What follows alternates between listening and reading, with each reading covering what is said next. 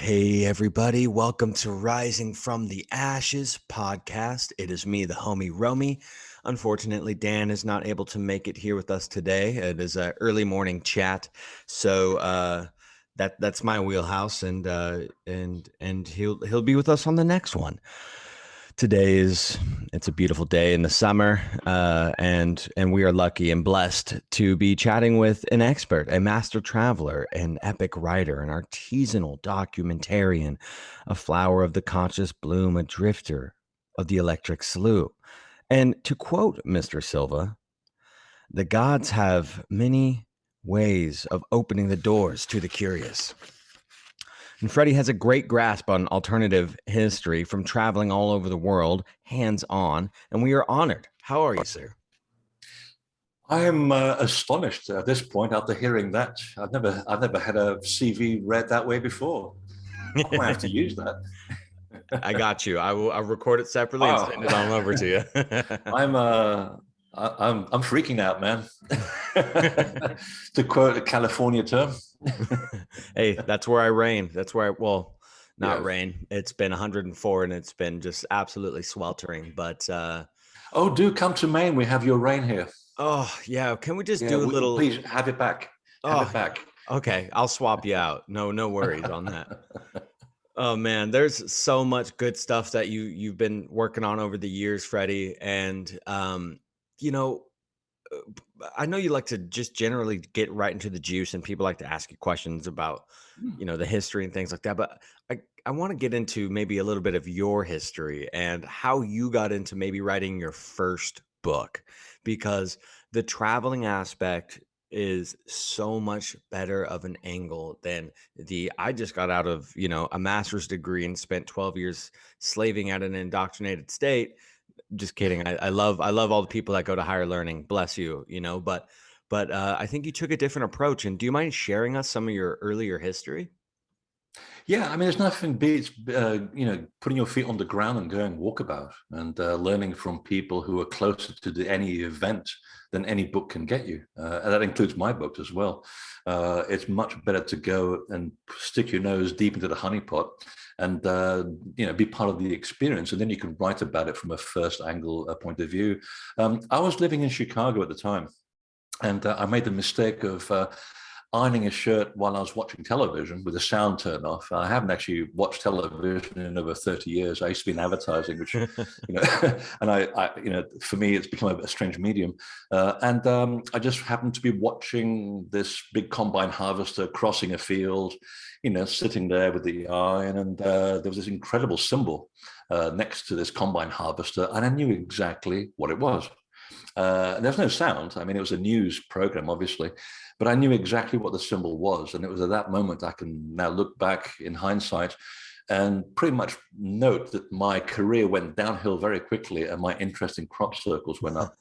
And that's basically, but it also brought back a lot of the interest that I had in pyramids and ancient cultures as a young child. I mean, I used to collect dinosaur eggs when I was young, when I was living in Portugal.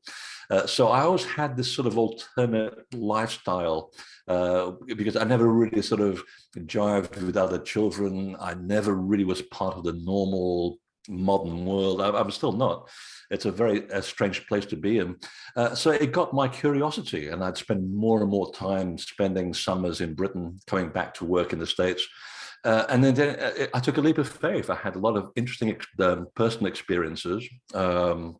I don't mind saying, I was actually taken out of body, levitated in a crop circle. And from that point on, I actually started writing like an idiot. I mean, this stuff just poured out of me. And if you're a writer, you have to understand that you have to really structure your book in a certain way that it makes sense.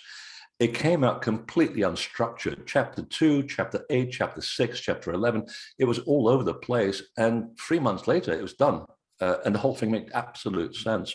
And that's when you realize something else, you've touched on something greater than yourself. And it was a story that was so important to tell people about because it concerns the story of the awakening of human consciousness. that I had to take a leap of faith, and I quit my day job, big 6-figure salary. And, I went bankrupt. I became a best-selling author. I was still bankrupt. But it was a great journey, because not only did I should also point out that the book is now 20 years old. It's just been reissued. It's still an international bestseller. And I haven't stopped writing about the ancient past and ancient systems of knowledge since then. So that's been my life the last 25 years.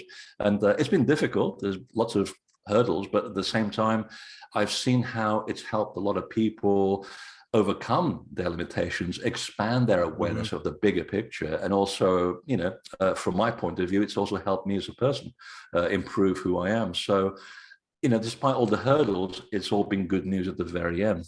Because if we were perfect, we wouldn't have bothered to incarnate in the first place, would we? I mean, yeah, you could have stayed at your, awesome advertising, conundrical 6-figure job and had this kind of pondering, like, what am I doing with my life? Instead, Exactly. you did the thing, and you followed the dark, like, I'm not gonna say dark path, but the shadows, the things that are mysterious, because within the mystery there is a mixture of that yang yin, that push and pull, Mm. that shadow and the light. And it's beautiful because you get to learn to appreciate both. And I'm working on doing some different mini series to tie in to the history of, like, divination, the history of consciousness, and the big vast body that it is, because it's an alternate timeline, it's an alternate universe Yeah. existing at the same exact time. And one of the series I want to get into, and it's hard to, like, really, like, start when you're going to get into these things, because the history is so deep and you're like, where do I even begin? But it's calligraphy and writing, because in ancient Islam, calligraphy itself is a god like interpretation. It's a Yeah. meditation process. It's a streamline of consciousness down onto the paper, and the pen and the paper are a spiritual coexister. And so, as a writer, I could just imagine some of the experiences you've had with yourself, maybe almost blacking out while writing. Well, it's funny you should say that, because sometimes I would read things the next day. And back in the days when I was married, and you had this idea at 10 o'clock at night, and your wife is going to bed and she's expecting you to join her. And I'll say, I've just got this thing I had to put down on paper. I'm just going up to the attic. And she'll know that she won't see me for another 6 hours. And by the time I go to bed, she's leaving. Yeah, because something just sort of goes through you. You're tapped into a completely different realm of consciousness, if you want to call it. If you're a musician, it's a creative sort of stream, and you don't know where it comes from, and you just accept it. You trust the process. But the next day, when you read back what you've written, you think, well, where did that come from? And that was what's the most beautiful thing about this work, is that you're trusting the process, you're in the process, and you're also exposing yourself to the process. So you're very naked in all this, to put it in blunt terms. But at the same time, you realize that there's something here that we're following a kind of work that we've been doing for thousands of years. This is nothing new. We're just using different verbs and different nouns, but we're saying exactly what people were saying 5,000-6,000 years ago. We're just expressing it in a different way, and we're all trying to get to the same point, which is where do we come from? How does it all make sense? Why are we here? And what do we do with the information that we have? That's all it comes down to at the very end. It's about the self-improvement of ourselves, and ourselves as a race, and as a race of individuals. And I can't think of anything more challenging than that, because it's the ultimate question, isn't it? What is this all about? And you may never get to the full answer, but the journey is what's interesting, because it's that journey that leads you to all kinds of challenges, ideas, advancements, which then make you a better soul. And the idea is that when you physically die, you go back into the collective, and you should be at least 1% improved than when you first arrived. And that's all there is to do in the universe. That's the one thing I have learned, that there is nothing else to do in the universe except to have an experience, and to keep having experiences. And you're polishing yourself as a soul all the time, billions of times. So, to quote one particular source, who was part of a channeling group, which I'm part of, they said, well, don't worry about calculating how many times anybody has incarnated, because the number is beyond human comprehension. Just realize you've done this so many times. This is why you have such a deep memory of things. But the whole point of existence is to experience and keep on experiencing. Yeah, undoubtedly. And I was wondering how to weave in to this conversation the reincarnation aspect, because haven't heard you talk about it a whole bunch. But you've dabbled around, because when on your Gaia chats, the one guy who like runs Gaia, he's got the mustache, Mr. Nor, George uh, Norrie. George Norrie. Yes, thank you. OG. Oh, he doesn't run Gaia. He's just one of the personalities on it. But he's always there. Like He's whenever always I think there. of Gaia, I think of Mr. Nori. But he always wants to kind of just be like, okay, so are we talking about aliens, or is that what we're talking about? Because I really need us to be talking about aliens right now. And so That's his angle. that's Yeah, his he's got the thing. producer going in talking about mention aliens. You didn't say we're 30 minutes in. I haven't heard. We're getting desperate now.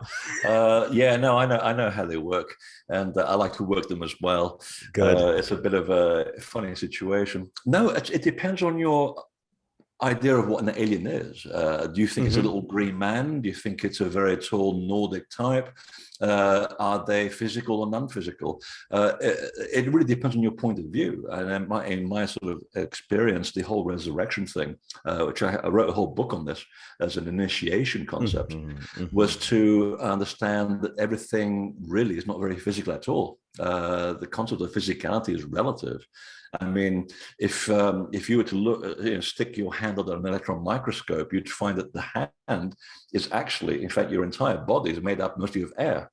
You Mhm. can express all the chemical reactions, all the electrical reactions in your body, condense all the atoms that are left, and squeeze out the space, and you're left with matter in your body can be put on a teaspoon. Mhm. We're not that physical at all. Mhm. So it's still a matter of perception. And when you get to that point, you realize the whole concept of consciousness um, and being really is on various levels of frequency. So, for example, when you're talking about channeling, we're usually connected to people who are, and I call them people because I see them very much as real people. Um, we're talking about beings who are on a level of frequency that is so higher than us, not in terms of hierarchy, but in terms of frequency that we can't even imagine what they look like. They're very real on their real plane of reality as we are on ours. But to us, we perceive them as light or as a feeling or as a fleeting color, because that's the highest spectrum that we can see. We're a very limited species in that respect. But they're very real in that place of reality. So you got to see this as in terms of frequency, kind of like we were talking earlier about music and sound, how everything is to do with the way you phrase notes, and once you get to the octave, well, now you're onto the next octave, and once you get to that octave, you're onto the next octave, but you're still playing music, you see. So that's super beautiful concept there, because I love to study alchemy, and I'm really into the Renaissance period right now. I'm diving deep into the Renaissance magic. There's such a huge loophole, not a loophole, maybe it's a loophole. I don't know, for lack of a better term. I'm just trying to say fancy words here, but looking at the Renaissance magic and that period is super fascinating to me, and it's tangible, right? It's relatively tangible, and there's a lot of things I want to bring to light that people have no fucking idea about in the Renaissance period. I'm like, yo, you guys, you really think that there was this primitive thing going on, but let me tell you the amount of magic that was being and happening. So when you talk about the colors, right, and alchemy, well, the alchemical colors that they talk about in these alchemical texts, happen in the still. They happen in the process of alchemy. Yes, physically. But the other part of alchemical writing is conscious. They talk about proverbial waters, mercurial waters. They talk about, and there's these four colors that you go through. And I think those are the initiatory states of the state of consciousness of your soul as well, Mhm. because they say like, oh, you have a white shining aura. Oh, you have a red aura. Oh, you have a black aura. These are colors of the alchemical process. And and so I think there's this initiatory process that the physical body is being helped through our soul being channeled in here, and in turn helping the earth go through an initiatory process. I have been speaking with this guy named Philip Lindsay, who has been studying what he calls esoteric astrology for 20 plus years, and has a bunch of books out and whatnot. And this concept, and this happened in like the 70s as well, like the channeling Mm. of of like Martians or like higher beings channeling into people, telling us about how the soul goes through these different planets, and each planet is a level of initiatory process. Then you get to Earth, and now Earth is this whole other working. And now we're getting a little sidetracked because we're we're dipping off of the whole angle of how this show was originally supposed to go. But the point I'm getting at is, I thank you so much for bringing up the translucent body, the fact that our body is ever changing and we are in control of that change. We are so fathomably in control of everything within our existence, specifically in our body, meaning um, and that's really all you want to be in control of. You don't want to be in control of all this other stuff. I don't Too want much it. work. Too much work, man. Like, hey, I can be a translucent body. I am down with that. I can have these channeling experiences. Absolutely. Other people want to do it. We'll talk about it. But do you know about cell salts? About Cell salts? not come across that. Okay, so that's kind of what it reminded me of when you said our body goes down to just this little bit that fits in your hand. There's this really great homeopathic doctor that discovered this thing called cell salts. He was really curious about and some of these doctors now chemical processes when they do what they do in their labs, how they get to their final product. You're kind of like, well, it was a lot of blood, but anywho, they practice finding out what remains of the human body at the full end of the end. What is the last remaining um, minerals of the human body after being burnt, basically, after being completely decomposed? And there's 12 cell salts is what they call them, and that's really what Wow. what your body is, and it's amazing. It blew my mind when I found out about that.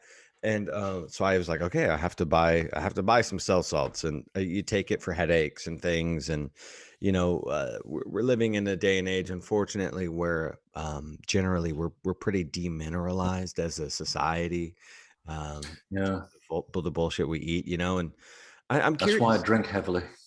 Yeah, man, you got to. 16-year-old Scotch is very good for you. Has all the minerals you need. Well, you're a true writer saying that. That's channeling But the yeah, I mean, it is interesting. I mean, the fact that we really are just a bunch of electrons moving around at a very, very fast speed. And the one thing that the ancient teachings really go into is about knowing yourself, not in terms of the ego, but understanding that you're a soul housed in this physical vessel, and that using certain techniques, you have control for your thought process as to how you make your body function or not. How you make the world around you function or not, because Mhm. it comes down to a choice in the end. I mean, you hear someone actually once famously quoted, "This is the only planet of choice," which is why it's such a privilege to be born here, because in the ether, for lack of a better word, we're connected by little sort of strings, electrical strings to other souls. We're not totally individual as Mm, souls, mm. from people who've actually been there, gone on the journey, and come back to tell the story.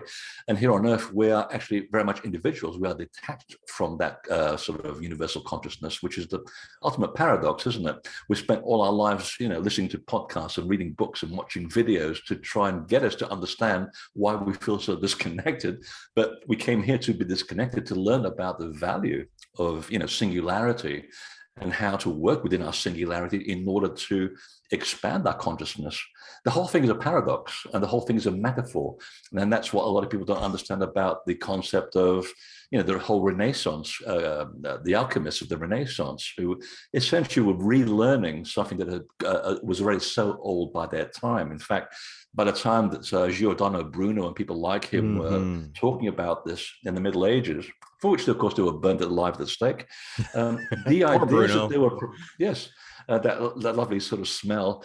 The ideas that they were professing came from Japan in 8000 BC. There were 17 teachings called the Way of Ise, or the Way of Isis. Now, what's she doing in Japan in 8000 BC, I wonder? And it's the 17 teachings that out of which form every single religious and spiritual tradition on the planet. It's incredible. So again, they're just regurgitating things from era to era and dressing it up under a different name because it keeps the church, 3 steps behind. The Templars tried the same thing as well. And then they had to change their name to Scottish Rite Freemasonry because the church caught up with them. And then there's the Alchemist, the White Brotherhood, the Invisible College, and so forth. They always appear under different names, and they're still around to us today. But the whole point, again, was to understand that this is just a whole series of electrons vibrating at very fast speed. And if you understand that you are a soul trapped inside this body, you have complete control. No one can tell you what to do. That's the biggest sort of teaching in all of these parts around the world, is that you have complete control of what happens in every single moment of your decision-making process. And of course, you accept the consequences of that. And that's what I meant again by, the journey, for example, that I've taken and people like me take is difficult, but it's also extremely rewarding at the end because you are in control of everything that happens, good and bad. You take responsibility. And believe me, once you accept that, you don't have to believe what I'm saying at all. If you accept this as a fact, 50% of the burden that you're carrying around disappears immediately. Just take responsibility for all the good things and the bad things that come your way and how you handle them. And believe me, your life becomes much more self-empowered. You have a lot of control over this. Wow. That's the true alchemical, for me, that's the true alchemical state. The movement from, it's almost like you're a shapeshifter in the real world, when you think about it. Yesterday I was this bastard, today I'm a very nice person. Well, that's the kind of shape-shifting, isn't it, when you think about it? But you've improved. And the fact that you actually are conscious enough to say, okay, I didn't handle that so well. Tomorrow I'm going to do better. Great. Now you've made a huge improvement, not only to yourself, but also the world around you. And that has a knock-on effect because it influences people around you as well. And that's how we move forwards, isn't it? Well, you blew my mind a couple times in that beautiful segue, especially my own voice won't be anything too extravagant. Okay, just bill me. I'll send you I'll send you some sunshine for the rain. Mine's blowing every 5 minutes. Seriously, no, that's what I love. Like I love being just open to everything because I do get mind blown very easily because I want to be. I want to be open to the mysteries. I want to be open. I want to be happy. I want to have that experience. And I don't like, granted, I've had a lot of like traumatic experiences in my life, just growing up the way that I have, like in the slums and all that stuff. People know my story, but, I don't let anything get me down. Like maybe literally chemically, like feeling like in a specific chemical way, but alchemically with Al or L with that godlike goodness, I thus have the ability to change the chemical thing. But the singularity aspect was something that I hadn't really put together before, and that's super great. This experience is to be singular. Like what a fascinating concept. Jeez. I have to I'm gonna have to debrief on that later in a bathtub with a bottle of scotch. But I want to talk about all these amazing places that you've traveled because the American government hates me like that. I've been trying to get my passport for 2 years. I had my name. Congratulations. I've been got my name changed when I was 11 years old. Legally in a courthouse, and they essentially, lost all the paperwork and all this stuff. So I've had to go and try to convince the federal government that I do exist. I am a human, granted, my my business identification number, right? Like is not lining up with their records. And I'm like, I'm so fucking sorry you're so disorganized that you can't just give me the fucking passport. I'm trying to get the fuck out of here. Seriously.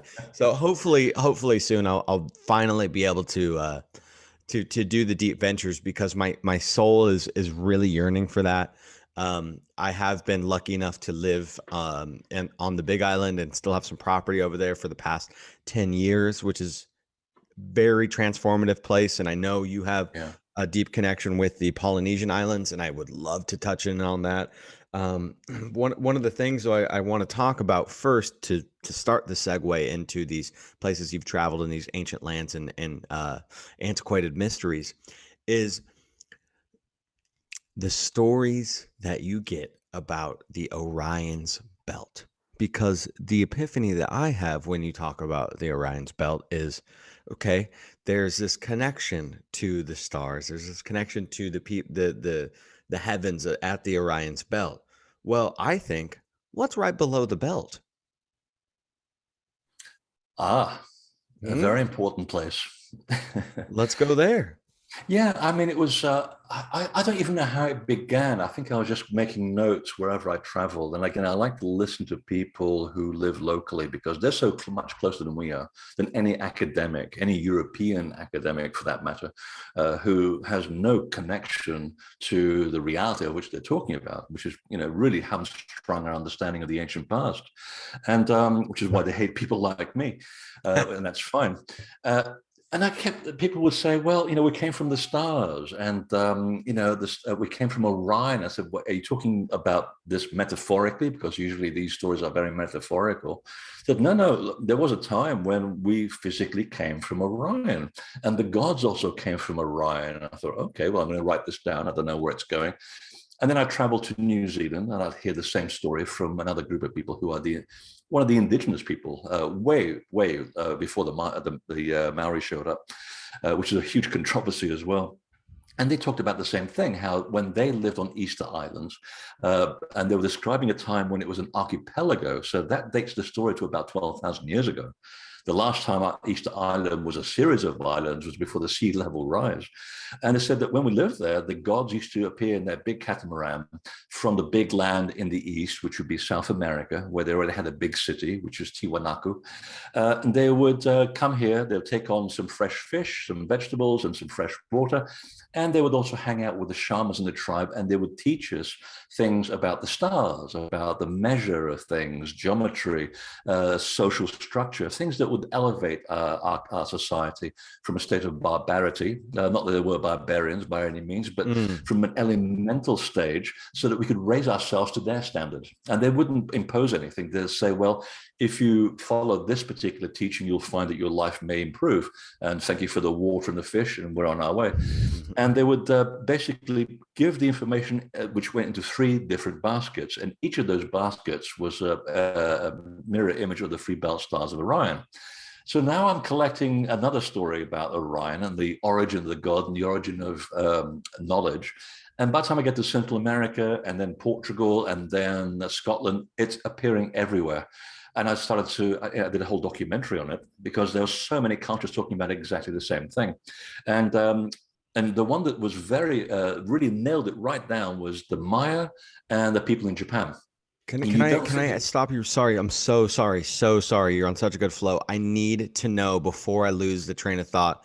What is the name of that documentary? Orion, the origin of the gods. Oh, straight Question up. mark. I'm glad I remember that one. So there were the Maya who inherited their culture from an earlier culture called the Its, which is a group of god people who came from a sinking island in the middle of a place called Atoll, which is where we get the word Atlantic from. And they have a specific date when they show up in Yucatan at 9,600 BC, within the 100 years of the flood.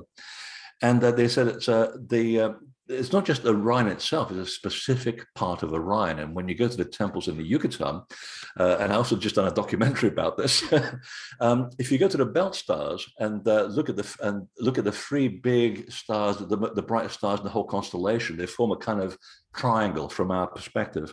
And at the center of that triangle is just below the belt star.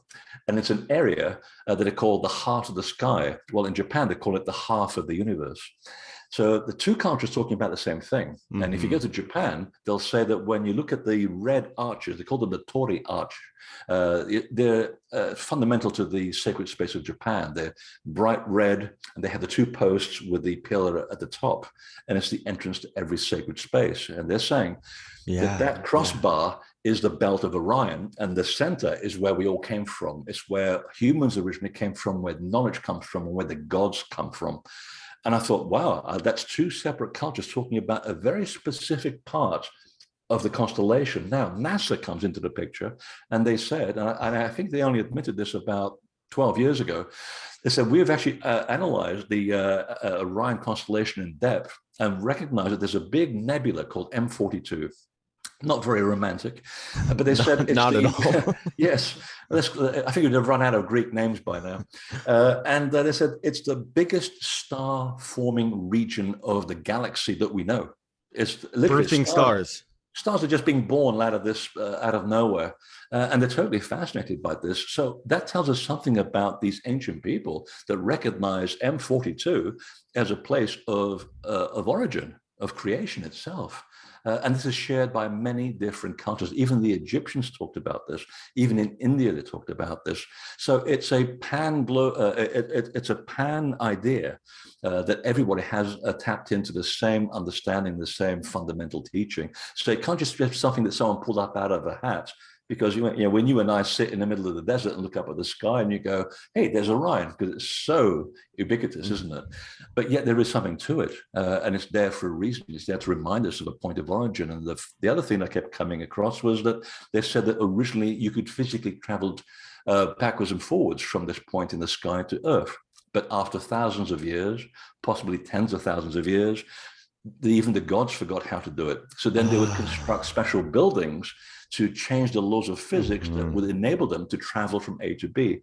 So places like the Great Pyramid, for example, one such example. And believe me, that box in the King's Chamber, it's a very dangerous box. And unless you know what you're doing, I recommend not to go in there. I've been in there, I've left, and I came back, and thank God I got people looking after me just to give me an idea of what it's all about, because then I can write about it. No severed limbs. There have been many, many people who went into that box for a whole evening, and when they come back, well, they're dead. So it's leaving the body is easy. Coming back into it is the hard part. You got to know what you're doing. So yeah, it's an incredible story that tells us so much about the history of who we are as people, and the fact that these aliens, as most people will call them, these gods, were very human-like, because whenever I talk to indigenous people, they're comfortable with them. So they must have looked like us. They didn't have like 5 heads and, they had reptilian scales. They had to be very comfortable with these people. They had to be very human-like. And that was the one thing that they said. They were human-like, but not quite human. That was the one phrase that kept coming up. Yeah, fascinating. So what's below the belt, the phallus, the birthing spot, the canal, the realm of creation. Fascinating. And if you Fire Tribe, if you guys listening, got to absorb this stuff, because this right here, it does connect just so much goodness of understanding. And even to we just covered a lot of mounds, like, so we do monthly themes on our show, and we actually did 2 months of pre-Columbian America, North and South. I almost said Meso, but it was the whole pie there. And then there was a lot of mound talk, obviously, through that. And then we did just now are finishing up syncretism month, esoteric America, and connecting the European takeover and the syncretism that happened here, and the sacred mound sites. And so through the Adena people, and I think Dr. Gregory Little, you familiar? Greg Little.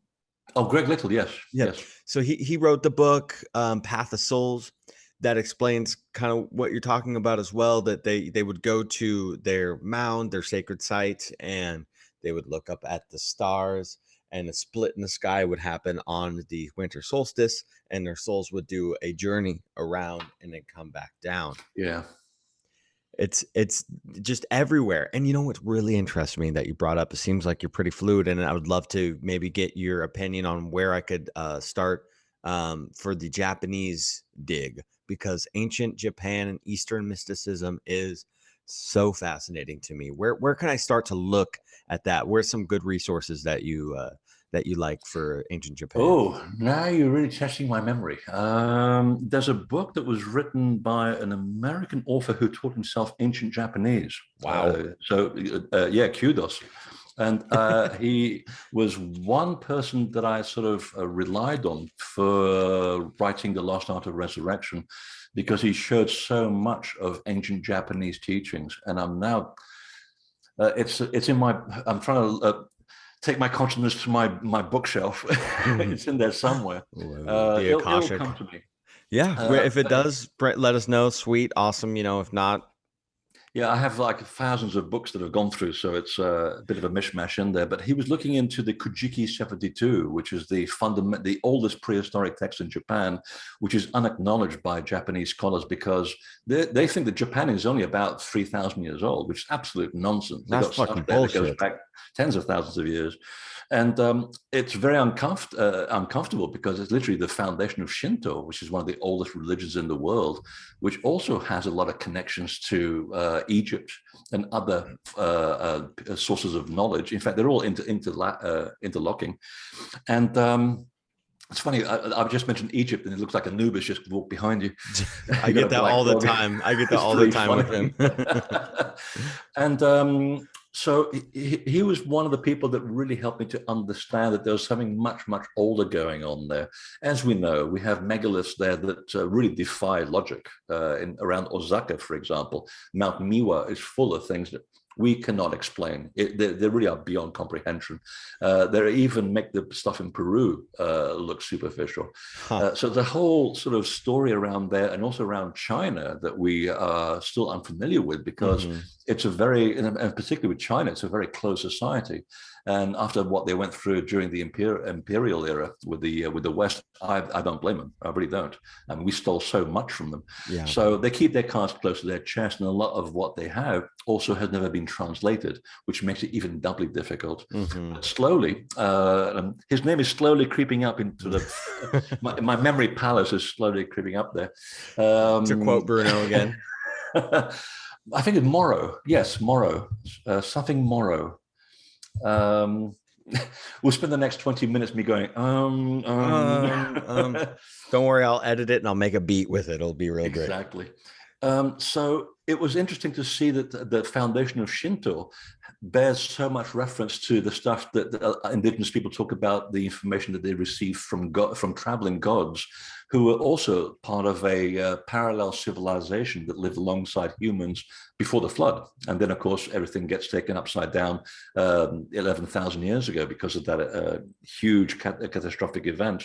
But a lot of what I read in his work, and that he translated from the Kojiki and the 17 Ways of Ise, was to do with the fact that it comes from a single source. Because when I post that his information and compare it to what the Egyptians wrote at the Temple of Edfu, it's the same information. In fact, they've actually filled in a lot of the gaps into what's missing in Egypt, and vice versa. And you look at what's happening in South America, same thing. The gaps start filling in themselves. So it's a common source of information. It was like the manual that everybody shared around the world, which is why so many indigenous people who allegedly never had any contact with each other because of the distance actually share the same ideas, the same stories, the same names, and same attributes to things.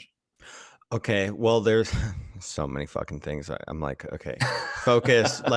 Because first of all, thank you so much, because talk about initiatory processes, ancient Japan and ancient China, levels of initiatory to work your way up to getting that knowledge. It's peace. It's this it's valor. You know, they had it's such a beautiful culture. Like, talk about beauty. I mean, like, nothing is beautiful anymore in modernity. It's gross with the capitalistic takeover Yeah. that's happening. Zen, the beauty of Zen. The beauty of Zen and the Shinto, like, just everything was fractal. Talk They were so connected to Yeah. the waves of consciousness and the shapes, the geometric shapes and sacred geometry. Yeah, like, the architecture, come on. Like, talk about flow, talk about emanating visions. It's next level. And the submerged stuff, digging, like, the shit that is made at, like, in the ground. You're like, did you guys really carve this into the ground, like, into a cave? Like, you have Yes. to be fucking kidding me. This Yes. had to have been made with lasers. There's a mountain. Hey, that's a great canvas. Yeah, you wondered what the hell they were smoking. Why don't we start with paper? No, we just carved the whole mountain. Yeah, I mean, some of the biggest, most impressive rock carvings in the world, and this is actually came from the Polynesians. They said, yeah, the people with the sleepy-eyed appearance, as they call them, that came from the Northwest, which would have been Asia.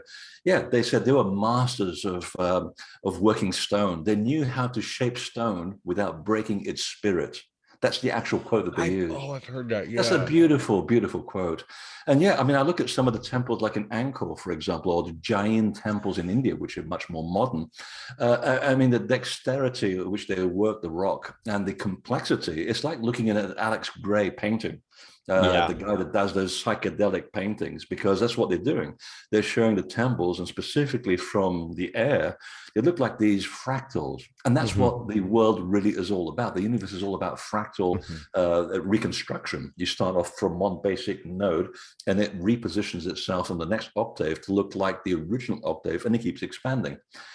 So these places are meditational buildings on their own terms. You just have to look at them and you go into a state of reverie. You don't Yeah. have to read anything. You don't have to sit there and take stuff. You just look at the temple. The temple is the perfection Yes. of a fundamental cosmic principle. That's the whole point of why they're so beautiful. And that's why we're so attracted to them. And it's like beauty is a bait, they say, and I don't, I don't disagree with that, because Yeah. it gets you into that state of realizing that you arrive perfect, and because of the teachings that you're given, the politics, the religion that gets thrust upon you as you go older, you become imperfect. You're following other people's idea of what the universe really is, but it's a very imperfect idea most of the time. But look at the temple as a mirror image of the perfection of nature, the perfection of the universe, so that when you walk into a temple, you are reminded of who you are. It's you looking at yourself in the mirror. That's why we are so attracted to Egypt or India, any place that has a sacred site. Even the humble mound in the Ohio Valley, you just go there and you go, oh, it doesn't get any simpler than that. Yeah. But it's beautiful, it's elegant, it's the egg of creation. I mean, you can't get any simpler than that, which is why I always tell people, when they ask me, well, what's your advice? Go and stand on the mounds, go to the sacred sites, venerate the sacred places. That's all you need to know. And let the spirit of place talk to you. Don't go expecting anything, because you'll get nothing. Go in like a big blackboard, empty blackboard, and say, what's this about? And just sit there having a sandwich, and then boom, the answer starts coming right at you, and you'd be surprised about what comes back. Wow. Yeah, it's super fascinating. I have this weird kind of vision that came to my head when you talked about the Polynesians, because they having done a large part of my life and still continuing to have a large part of my life in Hawaii, the Polynesian culture is so beautiful. I love Mm. it so much. Like, when I go there, I am in Pele's land. I am absorbed in that, and I'm like starting to tear up a little bit, because it's my place of my true spirit resonance. But what's up with the Japanese giants? Because you talk about giants, you talk about Nephilim, but I've never heard too much about Japanese giants. Generally, Oh, they're they're there. Please, please, please enlighten us.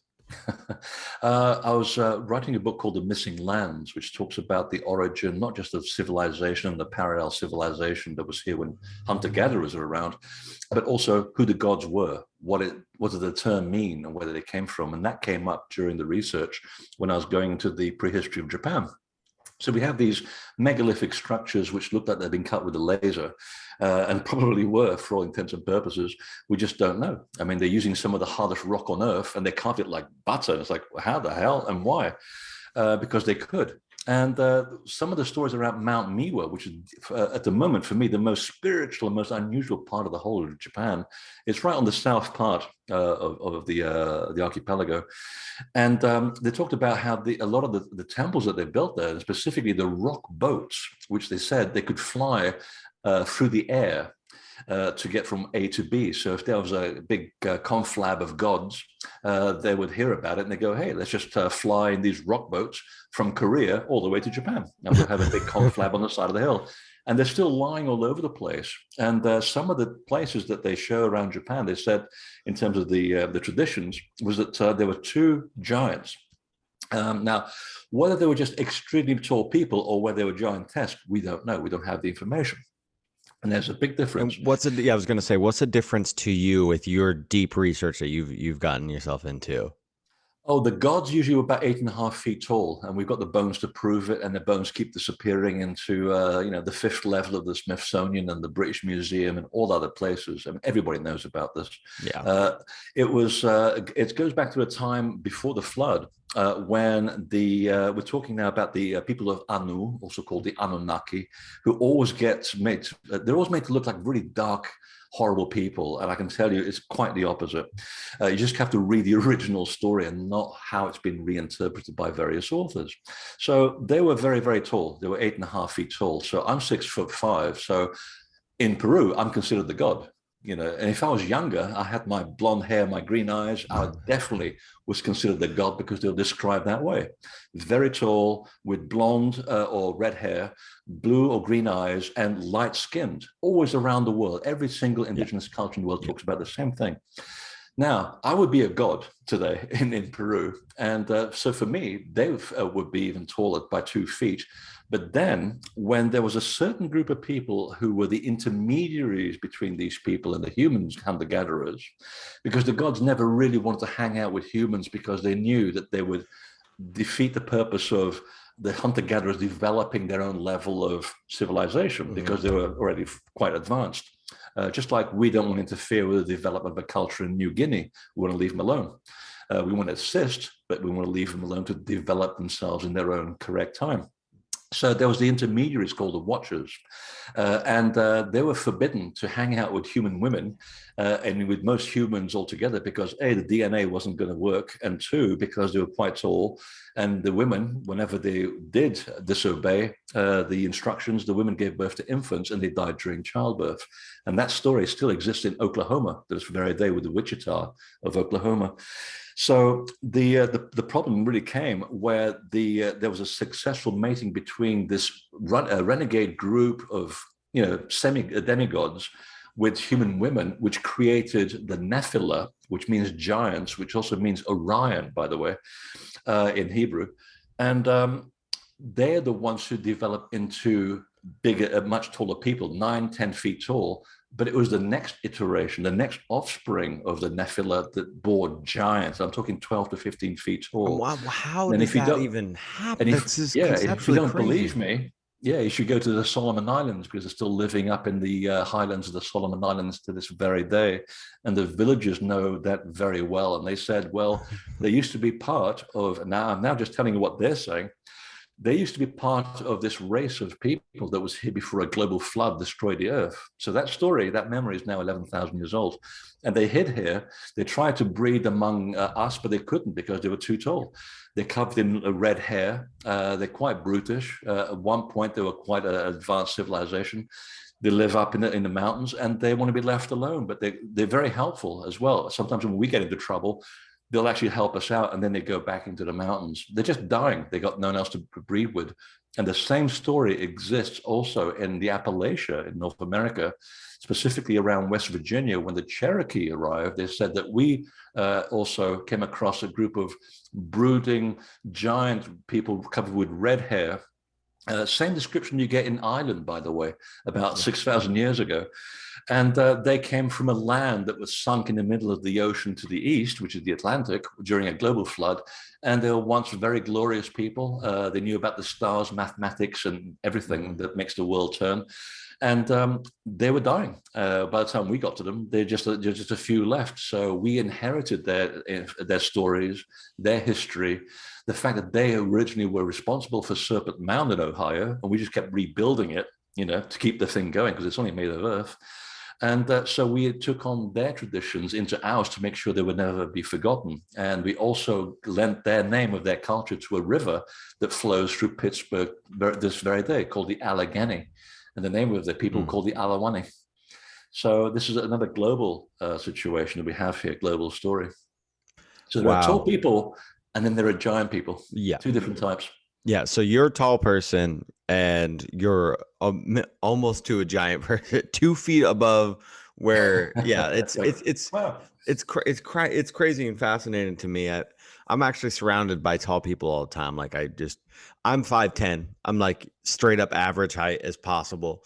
But like when my best friend growing up, 6'4", my dad was 6'2", the people I live with are like, 6'2", 6'3", and it's, I think it for some reason I'm around tall people because I'm looking into the past and the history, and that's just a part of history. And so I think it's there to help remind me. I'm like, thank you, tall people, for helping remind me that I need to keep digging up the Oh, don't history mention mystery.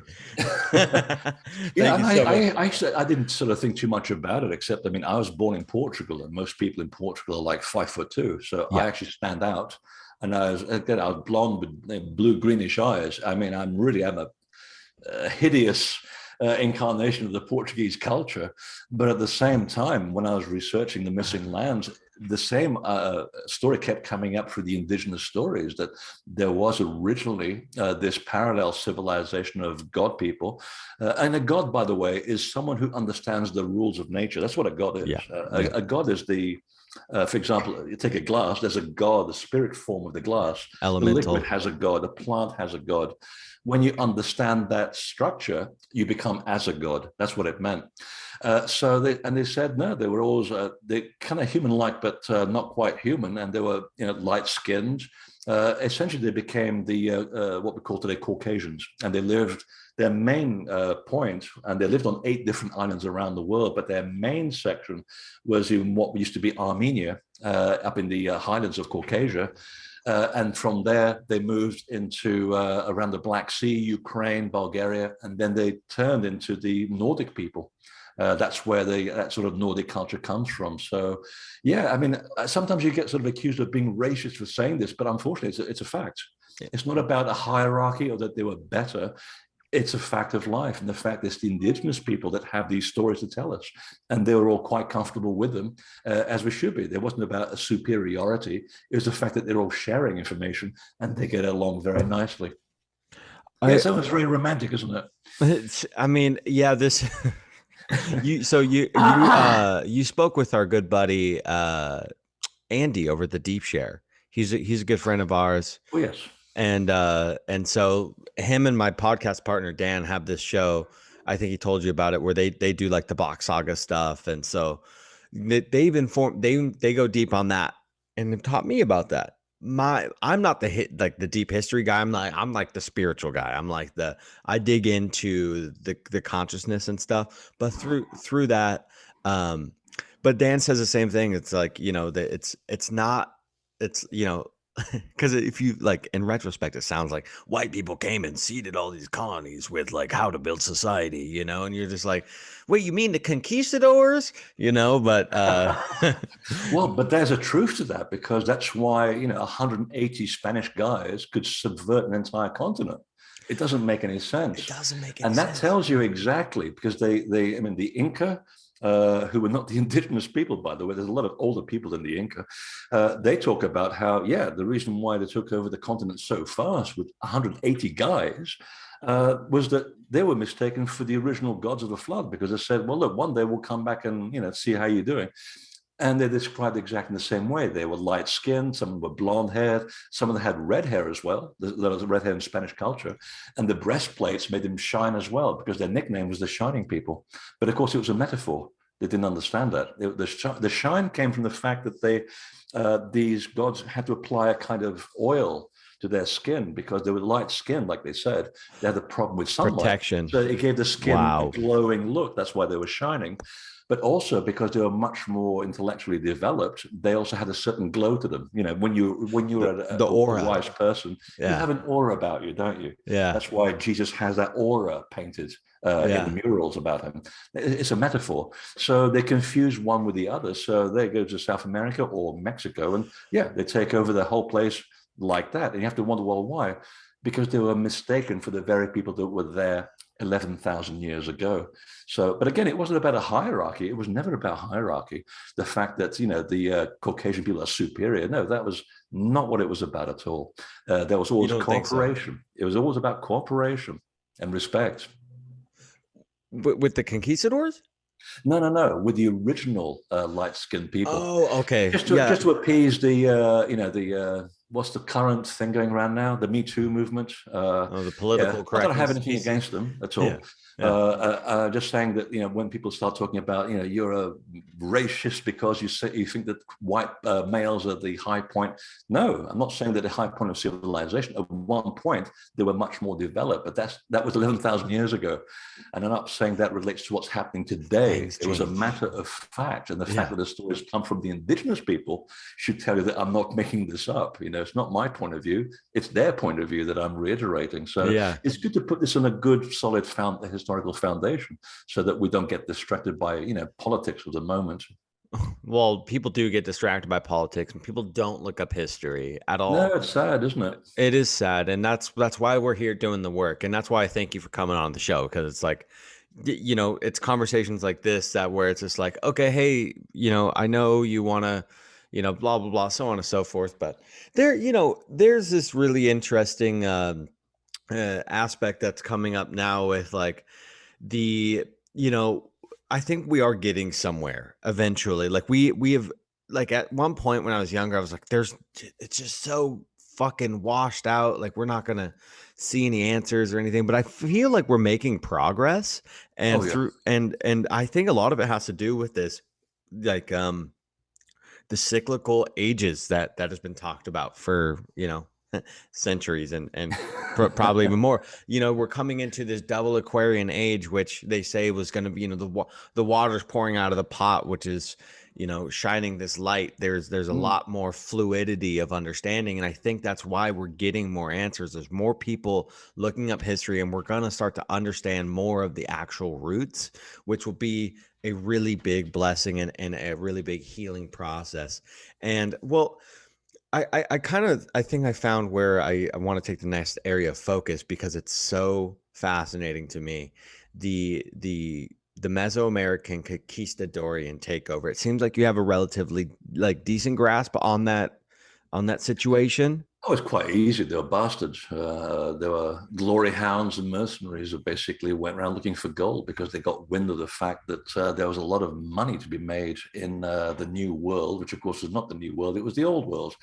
But the whole thing coming from a European point of view, which at the time from their sphere was the high point of civilization, they were now going to they were going to the New World to find more money in which to keep building up their empire. So this is the high point of the Spanish Empire, the Roman Catholic Church, to a certain degree the Portuguese Empire as well, and then all the ones that came after it, the German, the Dutch, the Belgian, the British, and they basically were trying to outdo each other in terms of how much land they could own, how much money they could take from these lands to make themselves richer in terms of not just prosperity, but also how many monuments they could build back home, how many palaces they could have. It's like the equivalent of having a Mac mansion with 12 Maseratis on your lawn. So if you look at it into context, it was all about greed. It was all about conquering. Yeah. And the idea was that no one, and this is the idea that the church had put into everybody's head for 500 years, is that no one can be above the church or Jesus Christ or the supreme God that sits on the throne with the white beard.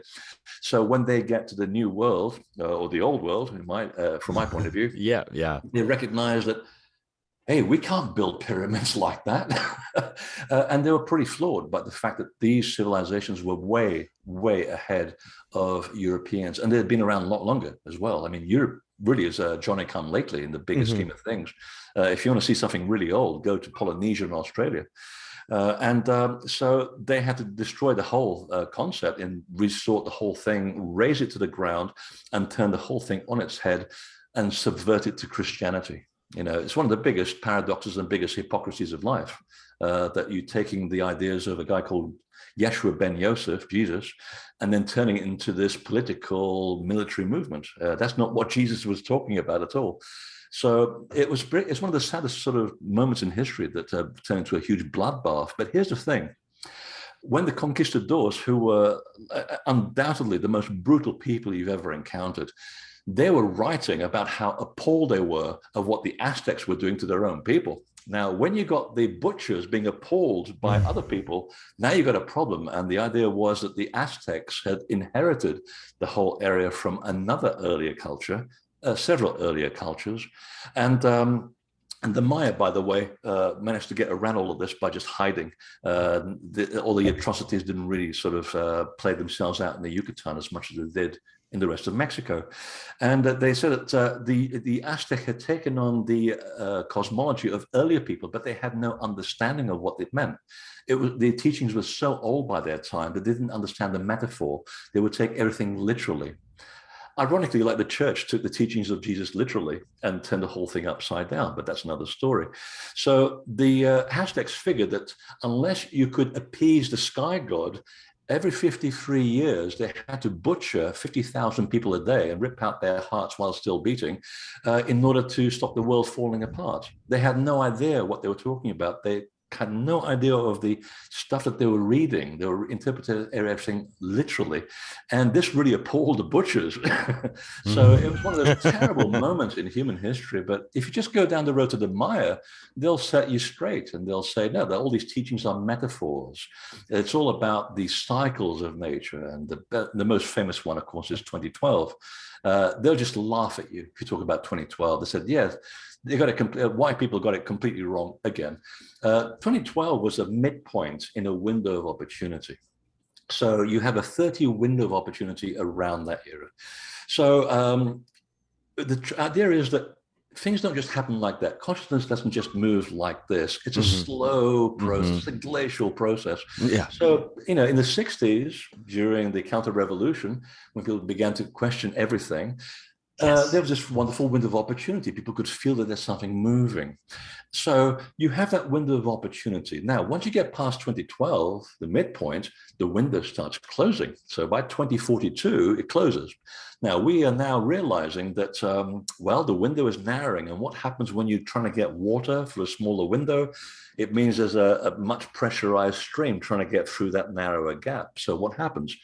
Now we're in a black and white situation with politics around the world. We're turning either into democracy or into tyranny around the world. Arguments online on Facebook and so forth, where people can't have a sensible discussion about anything. Everything's turning black and white because, excuse me, we're feeling that sort of tension that we're running out of time. Something is impending. There's an impending disaster happening and it's upon us. And the earth is also trying to change. It's trying to evolve as well. We're trying to evolve with the earth and we don't realize this is happening because we're so out of touch with what the earth is trying to do. And the Maya and every indigenous people have said, the longer it takes for us to reach that critical moment where we do realize what we're doing and we can do something about it to change the outcome, the coarser the events are going to be, the bigger the catastrophes, the bigger the implosions, the more warfare. And that's what we're seeing right now. I can say from the travels that I do around the world, we're much closer to hitting a critical mass than we believe, because the media doesn't often report good news. Not because there's a conspiracy, it's just it doesn't sell newspapers. That's all. Wait, critical mass in a light sense, in a conscious Exactly. sense. Yeah, Oh, in consciousness. I mean, yeah. I go to Ohio, which is a very conservative state, and people pour out of the woodwork, literally, to come to my talks. I'm not even a big figure in the bigger scheme of things. There are much bigger names than me, and I draw full rooms. And I can tell you there's people doing what we're doing right now, doing it quietly behind the scenes, and it's encouraging. And there's lots of new ideas coming out as well to fix the problems of the world. It's just that we kept get sidetracked because so much of the big news items are always about destruction. Yeah, it's there. But if you focus solely on that, you've missed the fact that 99% of the rest of the news is actually quite harmless or actually quite positive. So that's why I'm encouraged by this. So we are sort of seeing a lot of problems right now because everything in the universe and on the earth is conspiring to create this tension because that's what's happening. If you're a physicist looking at this, you go, that's perfectly understandable because there's only two states in the universe. There's order and chaos. Mm-hmm. As soon as you reach a level of order, it already disintegrates into chaos. And once you reach total chaos, inevitably it draws itself to a new level of order. That's all there is in the universe. Ebb and flow. Yep. So if let's take, for example, if I look out of the window and go, yeah, it's shit out there right now. If there's a lot of shit going on, but you know what? The greater the level of chaos, the greater the potential jump to a new level of order. That's the beauty of this concept, and that's something that even a physicist can understand. So that's why I draw, a good heart from all of these things. That if there wasn't a lot of chaos happening right now, I would be concerned that people like me weren't doing our job properly. Because our job is to break down the old barriers of perception, not because that's a deliberate act of what we're doing, but because of the work we're putting into the social structure, is to get you to question the truth and the authenticity of the story that we've been told. And that in itself breaks down the barriers and breaks down your level of perception to create a new level of understanding. So in a way, we are part of that deconstruction in order to rebuild into a new level of order. So I didn't realize that was my part in it, but I guess it is.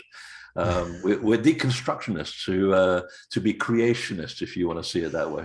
That's it's very honing into this fantastic book that kind of opened my mind to this sort of ebb and flow algorithmic understanding of the cosmic code is The Fourth Turning. Do you Oh, I remember haven't this heard that one. book? It was written in 98, 97, I shall something. have to add it to my collection.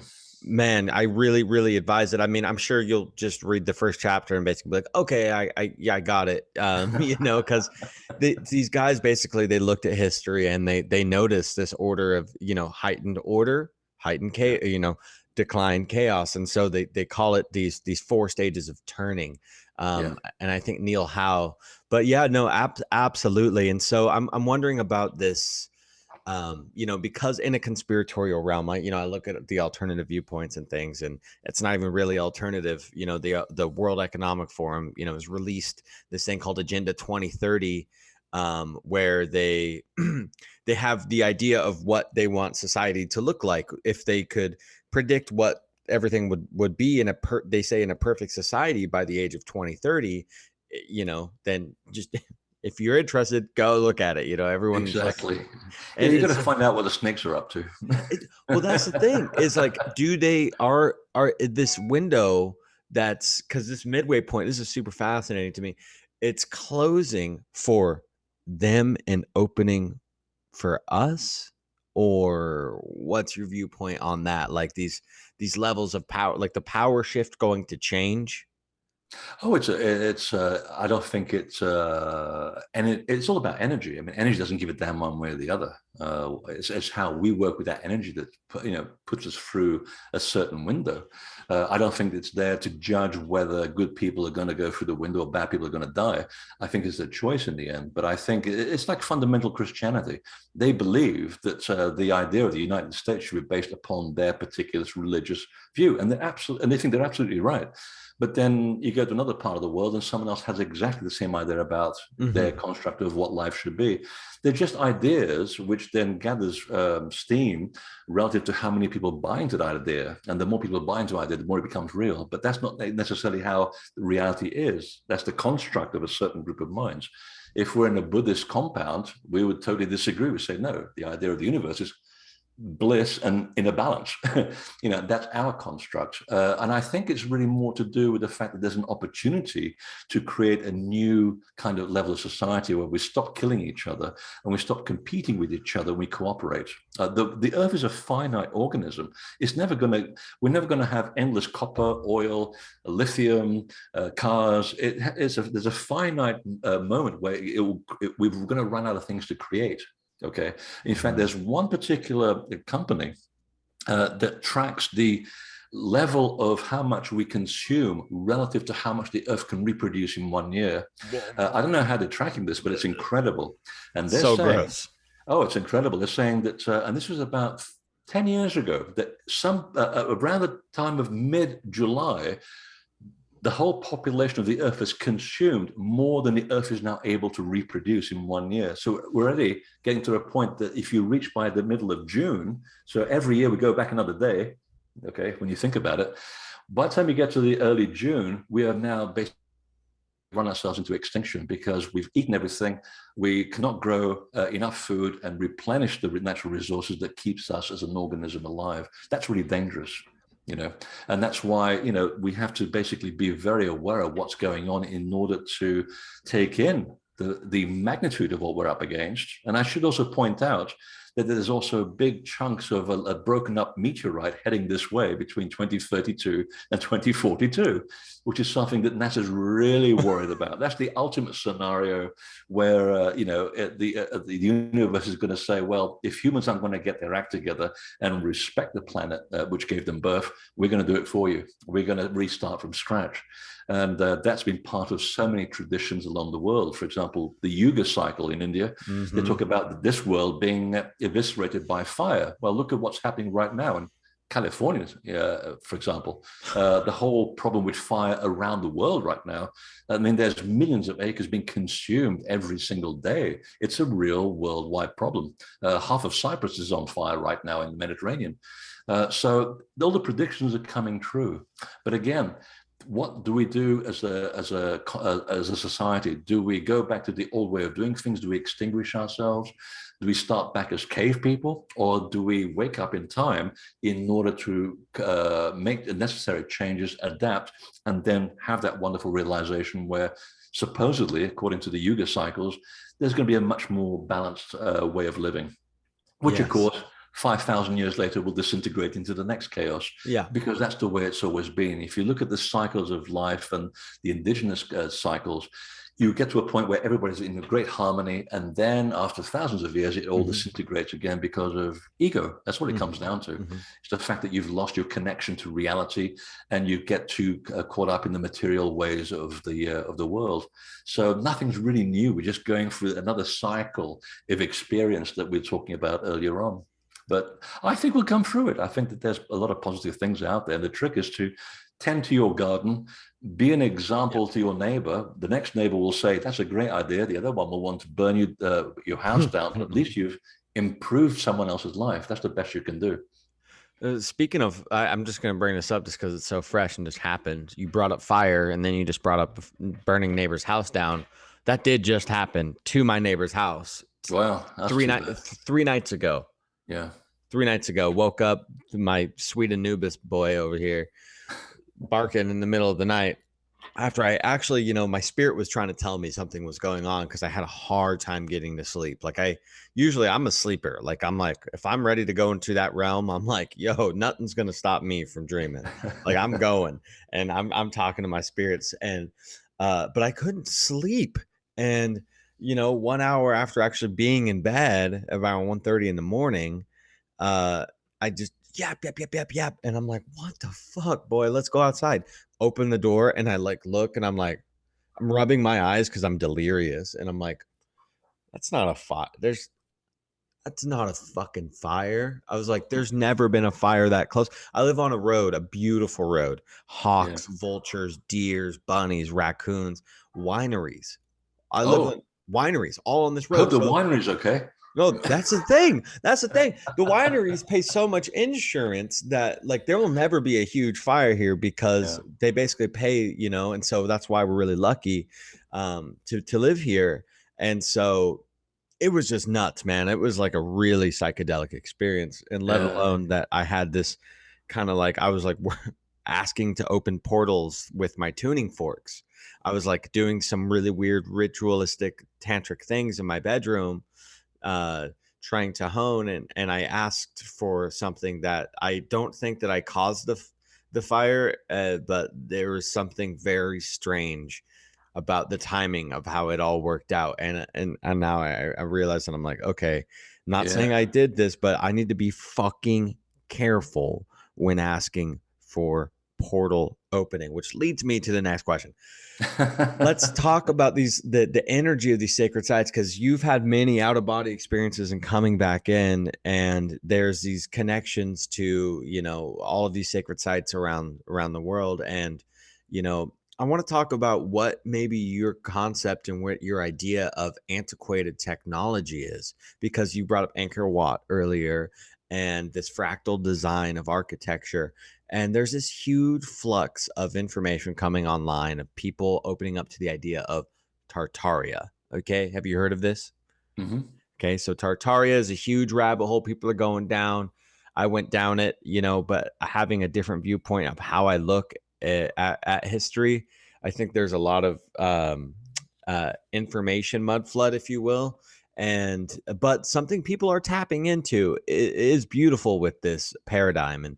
And so can you enlighten us, being an actual like actual author and researcher, on maybe your thoughts and opinions on this Tartaria stuff and the potentiality of these old buildings having um, etheric electrical properties? Oh, they do. In fact, they go beyond that. They actually have gravitational anomalies. If you look at the positioning of a lot of the temples around the world, they're suspiciously beautifully positioned on the landscapes, as though an artist with great sensitivity put Stonehenge there and not there. You know, it makes all the difference. And now that we have the mechanism in order to measure subtle energies, there's been several case studies done for the last 40 years. I'm losing track of how old I am, and which is it's part of my own ego problem. I still think I'm 28, You are, and you are. yeah, I am. It's the mileage. It's not the age. It's the mileage. And a couple of experiments were done. Princeton University has done some huge advances in this area, and they actually developed a kind of portable computer where you can actually measure the influence of consciousness upon the energy field of any particular area. And they began studying this in the laboratory. So they would measure the energy inside a room, and then they would put a group of 20 people in the room with a computer that was spitting out a computerized drum beat. So, of course, you know, it's going boom, boom, boom, boom. And the idea was that you train 20 people to think of changing the drum beat of the computer. So you're creating a unified field of consciousness between 20 people, projecting their thought to change what the computer, a machine, is doing. And they succeeded. So they took that and they will stage further. Is the sacredness of a place due to its location, or is it because of the way it's built, or is it because of the influx of human consciousness and a building and the location that makes a place sacred, which is very scientifically methodological. So they decided to try a first experiment by going to Devil's Tower, which is a terrible name for the sacred site in Wyoming. And they found that the spirit of place just by itself generated a high degree of consciousness by itself. But then when you added the meditating group with a local medicine man, the machine that was monitoring the local environment went whoop, like this. Then they went to a Walmart parking lot and tried to do a bit of meditation there, and nothing much happened. As you'd probably expect. So they went off to Egypt, and they found, to quote, put a very long story short, that just when they had the lead scientists walk around the temples in quiet contemplation, the machine registered a degree of result which is about higher than a meditating group. So the building itself and its location on the landscape was like a big concentration of people that was meditating on, let's say, world peace. But the biggest deviation from normal was when a group of meditating people went into the temple, the needle went off the scale. So there's something about the site of its location. And now we know through, again, modern technology, that every single sacred site on the face of the earth is positioned at the crossroads of the earth's telluric lines of force, not ley lines. That's a completely different thing. X But points. literally, they are geomagnetic sort of lines of energy, like big invisible worms that travel the landscape, and they're everywhere. I'm sitting on one right now. There's one that crosses my apartment diagonally, which is why this is the only place I can sit and do my work, because I'm feeding from it and it's feeding off me as well. It's a dual relationship that I have. And this happens to most people that do this work, by the way, including healers. Where they live on telluric hotspots. So the location was already sensitive to begin with, and people who were sensitive to this would go, hey, this is a good place to build a temple, so that when people don't hear the land, and the Aborigines will tell you all about this, they'll say, when people forget to hear the land, and there's something good here for their consciousness to elevate itself and connect to a bigger picture, we would build a man-made temple to remind them where the energy is, so that when they walk into it, they'll go, oh, this is who I'm supposed to be, not who I've become. This is my perfect state. So it leads you into a state of oneness with the building, and the building itself is a representation of the perfection of the harmony of nature. Well, now we have the technology to show that, yes, there are specific environments in which these temples inhabit, which are different from the energy of the space outside the temple. So it's like there's a perimeter of energy that shields the temple and protects it. And when you cross that perimeter, you're into a very rarefied environment where the laws of physics are ever so slightly different, which allows you as a consciousness to escape the body, whether it's for a minute or for 5 hours, and then come back and go, hey, that was an interesting idea I just had. And boom, you've written a book. Because that's how it happens. And these spots are everywhere. Any place where you have a location that was known to indigenous people, that's where the hot spots are. So in California, my favorite one is Mount Tam. There's at least 4 hot spots of energy there, and it's known by the local native tribes to this very day. Which mountain? Mount Tam. Just outside San Francisco, on north of Sausalito and Tiburon. Oh, you should go there. It's as soon as you land on Mount Tam, or Mount Tamalpais, to give it its full name, you're in a different spatial relationship. And I'm not talking about the weed. I'm talking about the fact that the whole mountain itself is just this transcendental state, and there is a geomagnetic hotspot right there. So yeah, no, these temples are literally designed to mimic the laws of nature, done in a human-made construct when people forgot that the land itself is sacred. So if you said to any people in the Hopi or the Zuni tradition, they'll just roll their eyes and say, well, we never built sacred sites for that reason, because we're in tune with the land. We know where the power spots are. We know where the portals are. We can just go there, listen to the land, sit there and meditate for a few days, come back enlightened. So the idea of building temples was just to remind people when they forgot about their own godliness, and also the fact that the places where they could connect to another level of reality. This is why I refer to them as self-help centers. They're insurance policies.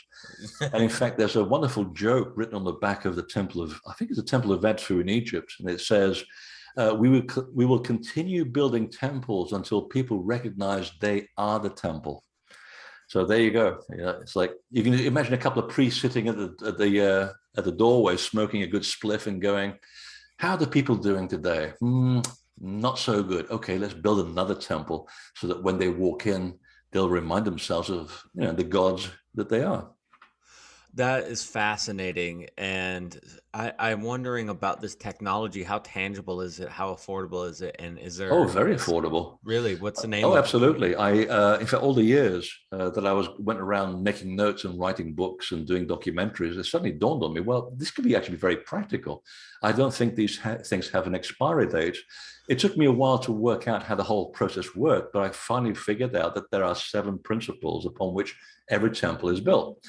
And you can actually recreate this in your living room right now. You can recreate this in your back garden. I teach a workshop called Temple Making, exactly to teach people how to build a portal. And in fact, when I'm not teaching the workshop, It's now available on video. The whole workshop is available on video.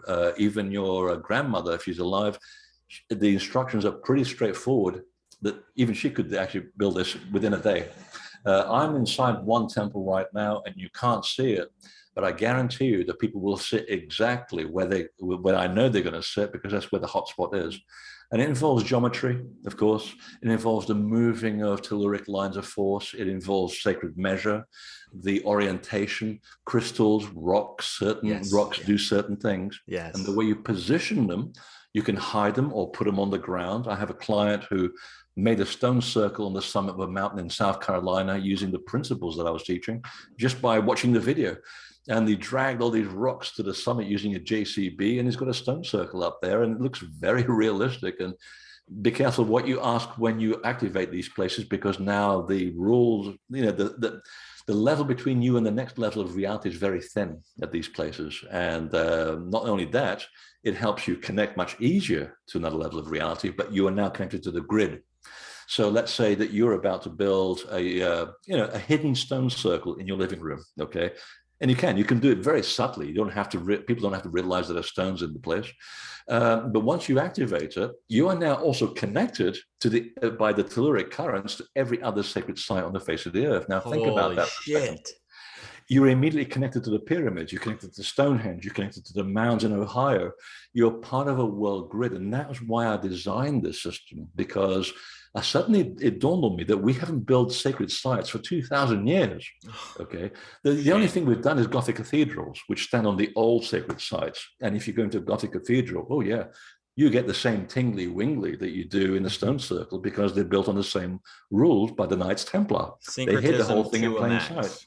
So in order to reactivate the grid and be part of the grid, like we used to be when we were hunter-gatherers, or when we were indigenous people, we're helping the earth not just balance itself, but we become part of that balance. When we also put in information into the grid and we get something out of the grid. It's a dual relationship. We go back into the relationship, into a feedback loop.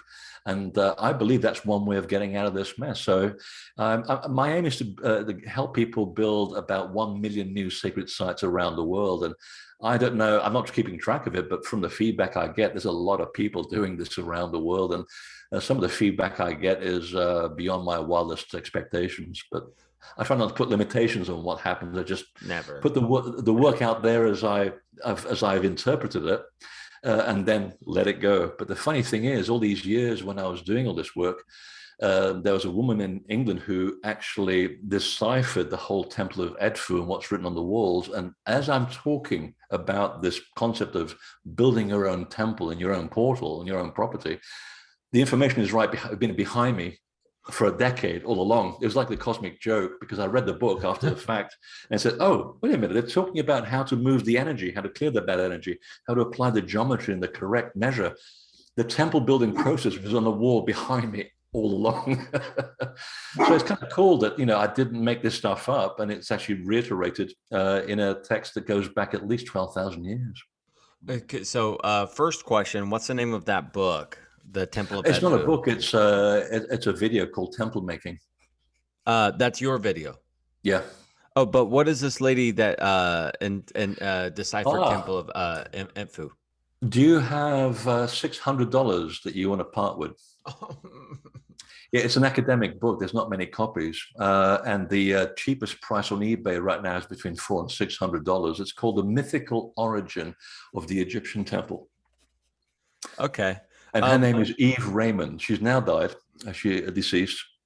But if you ask your local library, they will put in a request to the only place in the country that has the copy in the United States, which is the Library of Congress. So your tax dollars at work, my tax dollars at work, will get you this lovely book for a few weeks for you to read. And you have to sit with it and sit with it, because it's a very dry book. There's no personal judgment on what she's describing, which is why it's wonderful. It's an academic who writes literally about what she's saying. That's it. But I understand the metaphor behind what's being said because of my knowledge, and I can sort of put it together. I've got a copy behind me because the only copy that was in the Library of Congress is now here in Portland, Maine, because I've taken that book out so many times.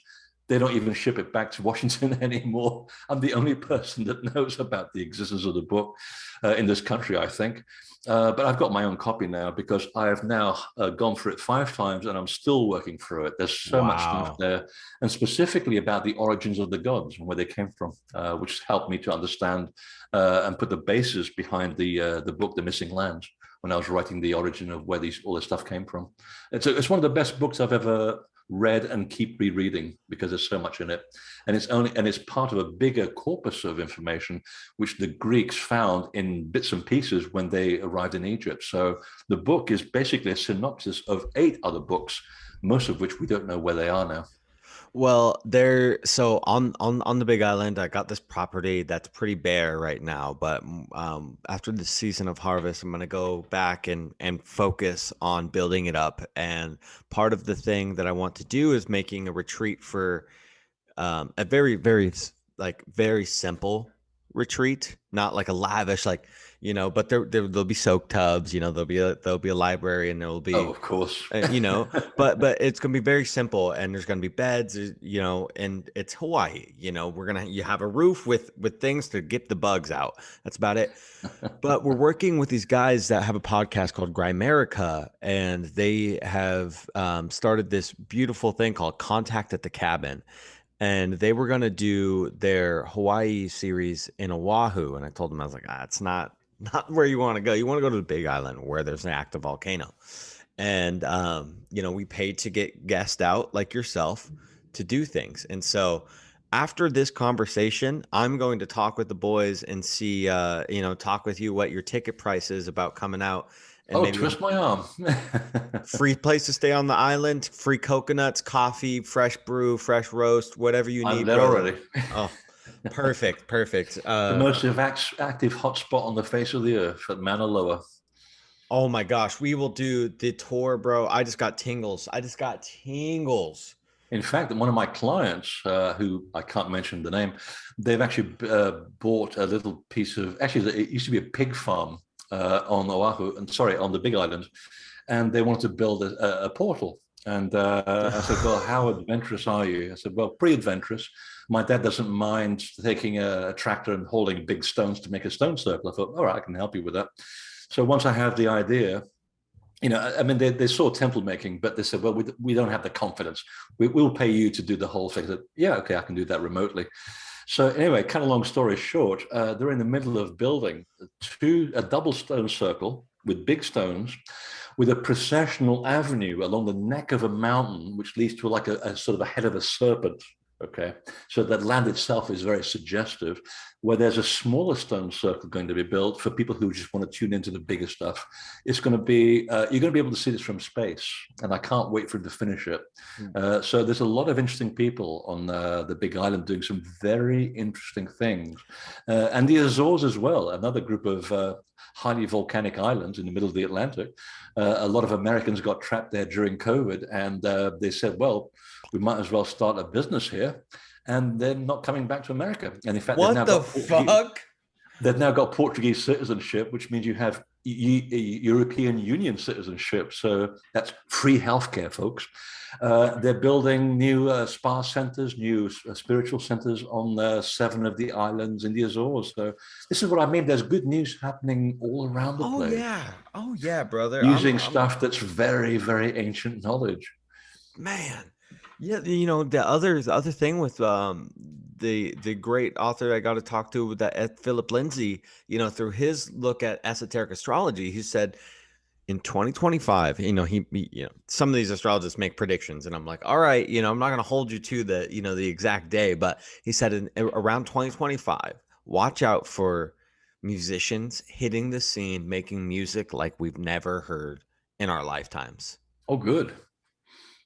I was like, what? Okay. I was like, I'm like, I'm jamming every day. I'm like, okay, I'm waiting for 2025 for this download where I'm just like ripping.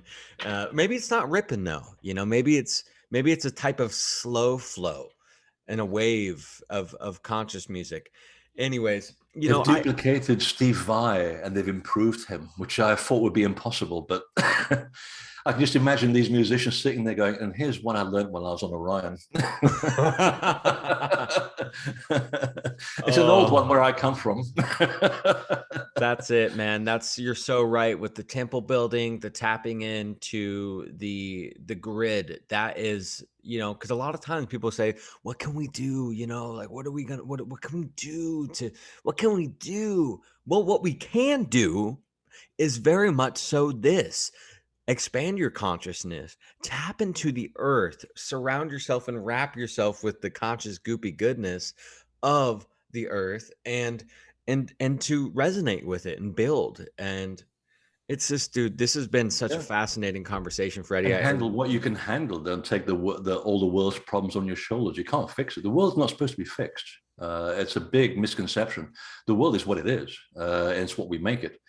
You handle what you can handle within your sphere of influence, and let other people with their sphere of influence take care of that. Otherwise, it's overwhelming. You just jump off a bridge all the time. You're not going to help anybody. So the trick is to handle what you can handle within your own sphere of influence and manage that. Otherwise, it becomes a bit unbearable. The trick is to make it bearable, and again, realize that all the stuff that we're talking about has no expiry date. We're talking about things which are 12,000 years old, but they're still as fresh today as they were. It's just that people like me dress it up in new verbs, nouns, and adjectives. There's nothing really new under the sky. So the trick is just to sort of implement this stuff. And you can build your own portal. You can implement these things and then get connected to the land. The land is where it's all at. Get out there and just be with the land, and it tells you all you need to know. Coming from the guy who's traveled to, I mean, have you been to every country? No, I hope I never do. I want to have something else to do. And in fact, Yes. I'm waiting for the airfares to go down a little bit. I figured this year would be very difficult for travel because during COVID, I had the best travel experiences in the world. And I Wow. took people to Egypt 4 times. We had the best time. We're the only people in Egypt. What?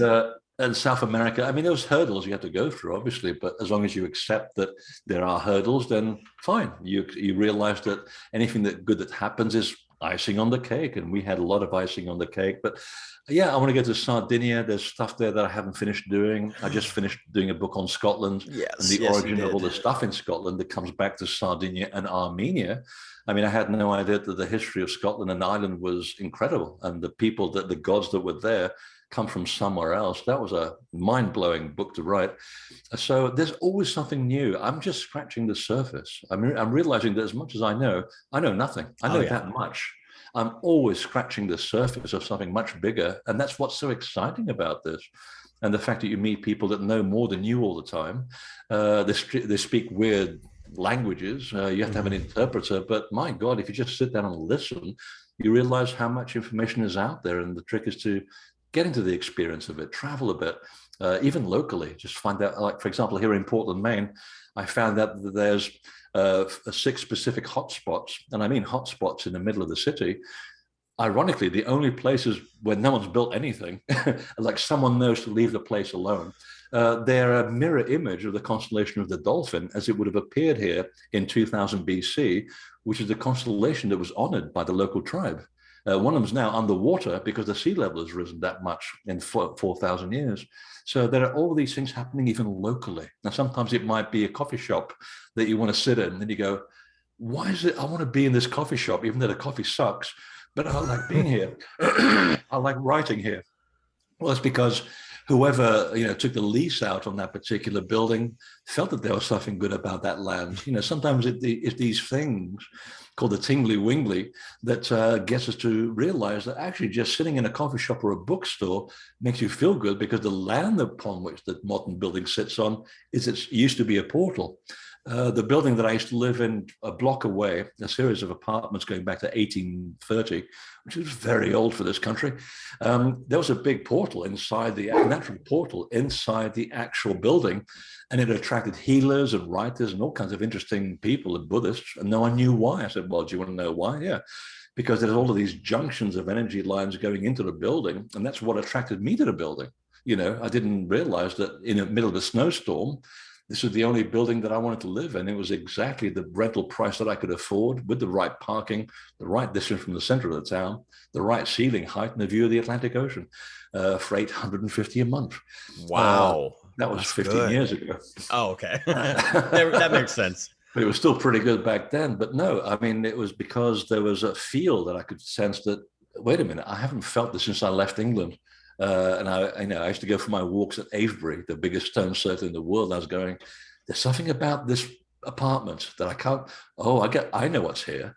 So yeah, it all fell into place, and I ended up living on a PowerPoint, which helped then me do the work that I do. So you see how it works. It's a two-way Oh yeah. relationship. And So anybody could, it could happen to anybody. so there's a huge rabbit hole too. Like I said, we just got done doing this month of syncretism, and which is stacking of cultures. That's what that beautiful word means. I love it. And I'm using it all the time. And syncretism, and anyways, so knowing that the European cultures were very in tune with the building cathedrals on top of sacred land sites and everything, right? Oh, So absolutely. it only makes sense, especially we talked about Francis Bacon earlier. Well, esoterically speaking, because it's not the mainstream version of how America was founded, esoterically, Francis Bacon is the founding father of America in some circles. Oh, And to all intents and purposes, yeah. right. And so knowing what he knew working with John Dee and these other like magicians and things, astrologers and people who were really tapped into this magical energy, this understanding that there was entities, understanding that there was a conscious realm, multiple realms, all the realms, portals, all these things. That I think America has these bigger esoteric roots than that most people understand and give credit for because of these hotspots that are here. And I think that these were known about, and that was like they were needed to come and do what they did down in South America to tap into that ancient land, that ancient understanding. And it's not ancient, it's current also, right? Like that's the other thing is like how ancient are these things? Because if it's here and now, it's current, but at the same time, the information, even though it technically happened, a long time ago, it still happened now because we're able to tap into that information through the conscious web. Which is a fascinating thing. I mean, just like I'm sure you have experienced many times, information Yeah. floods that come in. It's never goes anywhere. And you brought up Bruno earlier, who's someone I started digging into about a month ago, Giordano Good Bruno. luck. And oh my God. Well, Frances Yates, she's the one who in the 70s, like Hermetic revival in America, right? Mm. Like who would have thought that Hermeticism were going to be revived in such a place where there's so much cognitive dissonance? But Frances Yates was an extreme scholar. Like she was bringing up Hermeticism, but she revived Giordano Bruno. And so she wrote this book called The Art of Memory. Mm. And that just opened my mind again because I myself am an aspiring writer. I've written nothing besides scribbles on paper, but I have a theory. I don't like to talk about it too much because, I'm not trying to have it get like yanked out and I'm trying to hone in more on it, but it's called antiquated transhumanism. And it's basically that the Renaissance period, these people were tapped into the godlike consciousness through different sorts of antiquated technology, specifically the crown, the scepter, and the globus cruciger. This holy trinity of tools used to heighten consciousness to have a constant streamline. And it needed to be in tune with the cathedrals and in tune with the castles and in tune with these megalithic sites. So that brings me to my next question. And I have two more questions because you said, I'm getting hey, hungry. I know you were like, hey, It's lunchtime here. I got an hour, and then we're almost at 2 hours. So I really truly appreciate your time. And but Well, I in fact, just just going back to your point that you're making, you're actually making a very good point. I mean, the Renaissance was nothing more than the resurgence of something that was already there. It just went underground. The church was killing everybody left, right, and center. So when the you have to understand what was happening in Europe to understand America. It was brutal. I mean, the main item on the menu on most days was human flesh. At a mm, time when America was still a distant land on the sea over there. So it was a place of tyranny. People had no rights. There was all of these ridiculous people on the thrones of all the courts in Europe. most of them held up by the Catholic Church, one of the biggest problems that ever appeared on the face of the earth, and nothing to do with Christianity, by the way, two completely different things. So from their point of view, suddenly seeing a new land on the other side of the Atlantic, oh, great, a new opportunity to get away from this shit and start again. Because what people don't seem to realize is that it was not a perfect idea. It was a good idea, but it was not perfect by any means. Is that with the original people that came from Europe to North America, they got along just fine with the native people. And the native people bailed out the Europeans so many times from when they're, for example, here in Maine, when they arrive on the coast. Of course, they come here for the winter, the first winter, they have no idea what's hit them. We don't have minus 20 degrees in Europe. So they're dying of freezing cold. So it was thanks to the local tribes that gave them food to survive the onslaught of winter. We call it Thanksgiving. I mean, most of the stuff on the plate came from the indigenous people. We forget that. So the founding fathers came from the understanding of the Masonic institutions, Yes. especially the Scottish Rite institutions, whose teachings go back to ancient Egypt and ancient Japan. Then there's a London Rite of Freemasonry, which is the old boy network that's trying to take over the world. Completely different facet of Freemasonry, and hardly anyone knows that there's two branches of Freemasonry. So the idea was to establish a new era where the concept of a perfect state of humanity can be started from scratch. And this is why Washington, D.C., the blueprint is based on the Temple of Luxor in Egypt. Which is also a temple dedicated to the developing human spirit. So when you take Luxor and all its temples and alignments, transpose it onto Washington, which is a different latitude altogether and different longitude, and the stars are all different, the alignments are still there, but the actual movement and the position of things are different because you have to adapt it to a different longitude and latitude. And also, the point in between is that it's also built on a mirror image of the temples in Paris as well. So you have this resurging idea of bringing the old understanding to create a new kingdom of conscience in America. But again, it worked for a few periods of time because it depends on who's in charge of it. If you have let's not mix words here. If you have a dickhead running the country, they're going to take that foundation based on spiritual ideals and they're going to turn it upside down. So depending on who the president is, or let's say who's running the country, because it's not really the president, it's really Congress. And then, of course, nowadays it's the corporations that run Congress. So whoever is running the country has access to that spiritual foundation, and it shapes the consciousness of the country. So if we have someone who is enlightened on the throne of America, the consciousness goes that way. If you have someone who's trying to do it for purely selfish means, the consciousness goes that way. But that happens all the time in any environment. They had good pharaohs and stupid pharaohs in Egypt as well. And the country either prospered or suffered conformity. So that's where the country really comes from. It was a great idea, but again, ego and greed always ends up coming into the equation because it's a free will planet. Sometimes we get it right and sometimes we don't. But at least women have the vote, despite the recent shortcomings. Women have the vote. In most places, gay people have rights.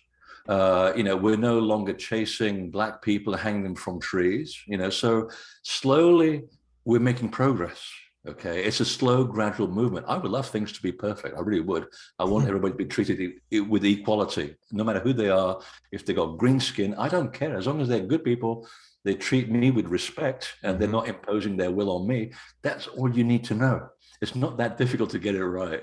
In fact, it's a Christian teaching, isn't it? Love thy neighbor as you would yourself. It's not that difficult. And in fact, the pharaohs used to have that as part of their 42 teachings that they read to themselves every single morning. There are 42 phrasings that they had to say. I have not killed my neighbor. I have not coveted my neighbor's wife. I have not taken a child from its mother's bosom before they have finished their milk. There are all of these things that showed you a good way of living every single day, which then gets kindly compressed into the 10 commandments. And I wish people would practice more of those, but regardless of whether they're Christians or not, because they're good things to go with. It's about mutual respect and showing the fact that we can live in harmony together. In fact, I like being among people who are different from me. there's a bit of joke in my life where when I used to be married, I always ended up living in gay districts, and people thought, "Does your wife know that you're gay?" I said, "But I'm not gay. I'm a heterosexual man. I like being around gay people because A, they're funny, they're really intellectual, They're and super they bring a funny. sense of art. And Yeah. also, I like the neighborhoods because I like, I like a clean neighborhood where people take care of their property. Those are things I admire. So it's not because they're gay, it's because I like being around them because they're great Hmm. people. And the sense of humor always cracks me up. And a lot of my friends are actually gay people, but I'm not gay. It doesn't matter. It's the fact that we get along just fine. And I see a different perspective from people who live different from me. And that helps me grow as a person because it expands my awareness of what humans can do and what they can become. Nothing wrong with that. It's just, when you get into those little boxes of what should be and what shouldn't be, that's where you get a little bit lost. But anyway, what was your other question? Oh, I just want to mention. Well, first of all, thank you for that beautiful breakdown of the not so uh, demonic starting of this country, and I think it did get hijacked, and I think you're so right. Oh, Like that, absolutely. dude, Absolutely. there were Renaissance understanding of the sacred geometry and everything. So that's it's a whole rabbit hole. You guys listen to the show, you already fucking know the deal. We talk about this. So, but that's a viewpoint that is incredibly important to think about. But hilariously enough, I also really love being around gay people too. It's a little harder now because of the politics of the past couple of years have kind of been like there's a certain but overarchingly like the archetype of like just really great nature, hilarious, love to party and have fun, Oh, and yes. like a I lot. remember the hangovers. And just the great nature, and then they're just so open and free with their sexuality, which is like a huge issue with a lot of people currently. It's just like they know what they want. Ain't nothing wrong with that. Decisiveness, Absolutely. go Yeah. with decisive people. And Um it's not as though they're trying to impose their beliefs on anybody else. And that's the thing that I usually get into arguments with specifically fundamentalist Christians, is that, well, they're this, that, and the other. I said, but they're not really. That's just a construct that someone else came up with that you believe in. yeah, And exactly. also, are they asking you to change your life? Are they imposing anything on you? No, they're not. It's like me saying, well, I don't want you to practice your religion because I don't agree with it. How would that make you feel? Not very good. Exactly. Well, then why are you imposing your will on these people? They're not asking anything except to be treated equally. That's Mhm. all. That's all that's being asked for here. But someone has politicized that in order to make a point so they can keep their jobs in Congress. We won't mention who. That's how it's all about. Someone, uses these little divisions in order to create a position for themselves in the society and elevate themselves materialistically. That's what it comes down to. So yeah, it's pretty sad that we're still at this stage, but we are making progress. We're slowly getting there. Yes. And if you don't believe me, just go and live in Denmark. They've really almost got it down to a perfect art in terms of society there. I just wish the language was easy to kind of grasp. German is not one of my languages. I come from a Latin background, so learning German is a difficult, or Danish is a very difficult language. But from everything that I hear that comes out of Denmark, I'm saying they're going in the right direction just about on every single level. Hmm. Super cool. Yeah, the Germanic languages are a super trip. Yeah. Gaelic and all of that stuff. Okay, final question for you. So obviously super interested in pyramids, pyramid culture, and the connection between all the pyramids across the world, right? And that time period. And we kind of glazed over the New Atlantis concept, where we talked about Francis Bacon a little bit, and that there's this theory that it's like Atlantis as itself didn't exist as the higher, consciousness or what have you, but it was something that Plato and Edgar Casey were tapping into of the future of what is going to happen, what Atlantis will be. And some people think that that's a theory that could be, and that it didn't exist, but it is going to exist. Well, that's not really part of the question. I just wanted to throw that out there because it's fun. But the Pyramid of Quetzalcoatl, the feathered serpent in ancient Mexico, and other pyramids in ancient China have pools or rivers of liquid mercury underneath the ground in tunnels. Now, underneath these sacred megalithic sites, there is tunnels all throughout. And a lot Mm. of it has to do with these hermetic plays. Well, hermeticism isn't just the Gnostic Christian viewpoint, right? Like Quetzalcoatl is a form of Hermes. Uh, there's a form of Hermes in ancient Sumer, right? The bird-headed god. Like there's Hermes translates through every single culture and theology, seemingly, and also associates with liquid Mercury, right? Mercury is Hermes. So It's all a metaphor. Yeah. it's all a metaphor. So I'm Yeah. wondering what your take is on these cultures and having Mercury under the pyramids underground. Have you learned anything about that in your travels and your research, and maybe what's your take on why? I'm still sort of dealing with it. It's something we don't have enough information on. I mean, Yeah. I tend to look at things metaphorically and symbolically because that's where you start. I mean, the fact that liquid mercury, you know, pretty much goes anywhere it wants. It's this sort of Mm. if you try to get hold of liquid mercury, you couldn't. It keeps moving away from you. Yeah. Of course, it's deadly as well, and then it like solidifies in this wonderful state that reflects everything around it. Yes. There's your metaphor right there. It's something that reflects the world around you. The fact Yes. that it's actually in rivers underneath the pyramids is also quite symbolic in the fact that it's to do with the alchemical movement of life and the alchemical transfiguration of the soul. Because every single pyramid that I know of in Egypt, and also specifically in Central America, was built on big holes. Okay, so you start off with the cave and a big hole, and then you build a pyramid on top of it. And the way that they used to access the pyramid was to go through the rivers, which are all underground in the Yucatan, by the way. You go from hole to hole, called the cenote, and you go by canoe, and you're literally following the river of forgetfulness. So this is something any Persian would understand. You're crossing the river of forgetfulness, and you go into the cave, which is the womb of the Divine Mother, and there you take your narcotic, and you go into the belly of the mother, and then you climb up through different stages into what then becomes the middle world, which is the pyramid. That's your middle world. And then when you go into the secret chamber of the middle world, you then leave the body and you access another higher level of consciousness. 3 days later, you come back into your body and you appear. And there's one in Chichen Itza, by the way. It still has the umbilical hole in the inside the pyramid, not the big pyramid, the little pyramid. No one ever goes there. And they climb up out of the hole 3 days later, and they appear to be declared risen from the dead on the parapet of the platform at the very 3 days top. later. It's always 3 days, except for one Wow. guy in Persia that was out of the body for 7 days. He couldn't get enough of this.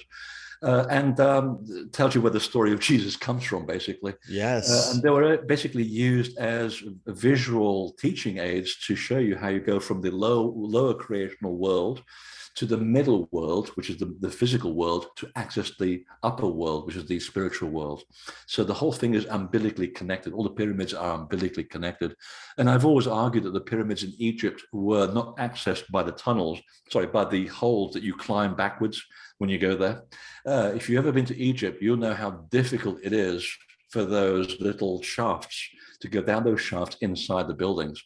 It's bloody awkward. Even if you're like 5 foot tall, it's still awkward. And I always said these are just entrances to move things in and out of the building or for air. Like The sliding real stuff way to down get or into the something. pyramids is under them. And we've never, ever figured out the entrances. And they just figured out through geology that actually there's a lot of holes underneath the three main pyramids at Giza and also in Saqqara. They burrow 180 feet into the solid rock. So we're close to figuring out how they did it. And but we know this in Central America, that yes, the pyramids are literally built on top of holes in the ground. So basically, they were trying to describe the lower, the middle, and the upper world. It was part of an initiation cult. They never climbed the stairs. They came down from the platforms to the ground. That's what the local shaman have been telling me for years. So yeah, they're great examples of how to get from A to B and how to realize how the universe really is, as opposed to how we perceive it as a physical experience.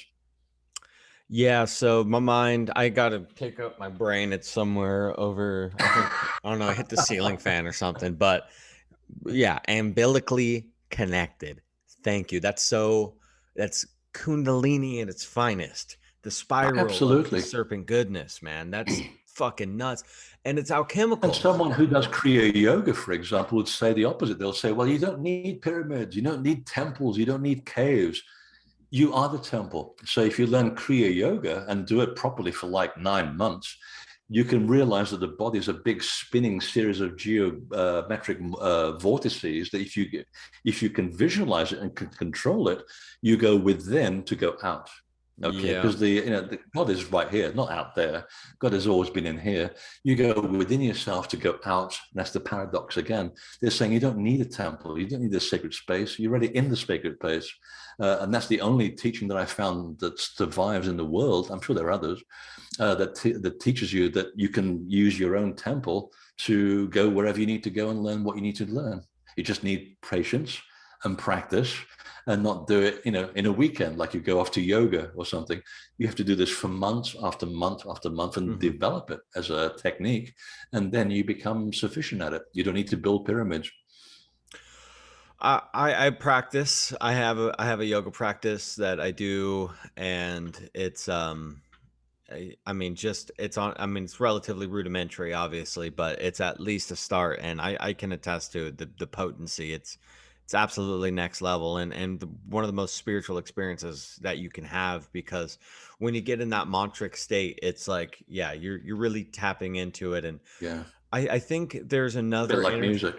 Oh my gosh, yeah, absolutely. And Yeah. I like to make music for yoga and meditation.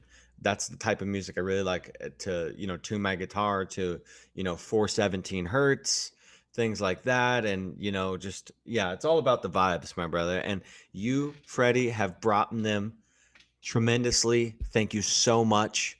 Well, thanks for Um, having me. it's a pleasure. Absolutely. We're gonna get you out to Hawaii, and you'll have a free Well, travel, free places to. okay. Yeah, I know, I know. But let the people know about your new documentaries, new books, things where they can Oh, find you, and yeah, plug away, brother. the most important part of the last 2 hours. Yeah, just go on invisibletemple.com. There's 14 documentaries, 7 books. Yes, I haven't written the 8th yet. 7 books, including the new one on the origin of Scotland's sacred past, and it'll blow your mind. I mean, it blew my mind when I was researching it. And all kinds of interesting things and articles that keep you very busy for a long, long time. Oh, just some breathing. Yeah, I watched the documentary last night, the Scotland one, and Oh, that was fun. the Just keeping scratching. the water out of the lens was a hard part in itself. It's like it's constantly perpetually bad weather out there. I wonder what the resonance has to do with that. Like, I wonder what the God. I know it's time to go, but you brought up this story with the twins holding the poles, and there's this shift that happened, and maybe we'll get into it and have you back on in a few more months, or let some more time pass or something, and maybe. Exactly. I'm going to have lunch. Yeah, brother. Thank you so much. You guys go check out My stomach is invisibletemple.com. revolting. He's like, oh, I'm ready for the mercury. But I need some meat, man. thank you guys so much. If you can't get down with that, wake up.